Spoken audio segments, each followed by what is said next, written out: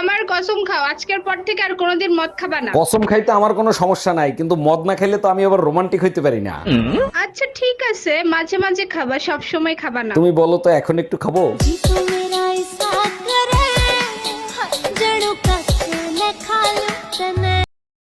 তোরে যদি সামনে পাইতাম তো চোখ দুইটা তুইলা লুডো খেলতাম। তুমি আমারে চেনো? না। আমি যশোর কোতোয়ালি থানা পুলিশ বলছি। আপনি আমারে চিনেন? না। আল্লাহ বাঁচাইছে। ভাবতেছি গরম যদি এইরকম পরে বিয়ে তাইলে আরেকটা করব। তাই নাকি? বিয়ে করলে নতুন বউ কি তোমারে ঠান্ডা করে রাখবে? বউ ঠান্ডা করবে না, যৌতুকে এসি কুলার আর ফ্যান নেব। তুমি একবার যায় দেখো, বিয়ের আগেই তুমি ঠান্ডা হয়ে যাবা। তুমি এত রোগা কেন? শরীরে মাংস কই? ফ্রিজে রেখে দিয়েছি যাতে নষ্ট না হয়। আজকের পর থেকে কাউরে বুদ্ধি দেবো না, শালা আমারে বাস দিয়ে চলে গেছে। উপকার করলে বাস তো খাবেনি, তা কারে কি বুদ্ধি দিছিলেন? আমার বন্ধু রোমিও আছে, ও খাটো, আমি বললাম একটু ঝোলাঝুলি কর, লম্বা হয়ে যাবি। এটা তো খুব ভালো বুদ্ধি দিছেন, তা বাস দিল কি করে? শালা ফ্যানের সাথে গলায় দড়ি দিয়ে জ্বলছে। শোনো, আম খাবা? আম কেটে দেবো? তার আগে বলো তুমি আম পাইলে কোথায়? আমি তো আমানি নেই। পাশের বাসার ভাবি খেতে দিল, বললো অনেক মিষ্টি। মিষ্টি তো হবেই, কাইটে খাইয়ে তারপরে আনছি। তা কত করে কেজি নিল? আমার মতন বউ পাইছো, এটা তো তোমার 14 গোষ্ঠীর কপাল। আমার শ্বশুর শাশুড়ির কর্মফল হইলা তুমি, আর ভোগ করতেছি আমি। ঠিকই বলছো, আমি বাবা মায়ের রাজকুমারী। তোমারে বিয়ে করে জাহান্নাম বানাইছি আমি। তোমারে কি খালি খালি মারি? অরুণ ভাই, গতকালকে ভাবির সাথে যে ঝগড়া লাগলো, সেই ঝগড়া মিটলো কি করে? হাঁটুতে ভর করে আমার কাছে আসছে, তারপর ঝগড়া মিটছে। বলেন কি, ভাবি হাঁটু গেড়ে আপনার কাছে মাপ চাইছে? আরে না, হাঁটুতে ভর করে আমাকে বলছে খাটের তলা থেকে বের হও, আর মারবো না। আপনি খান কি? এই গাল দিচ্ছিস?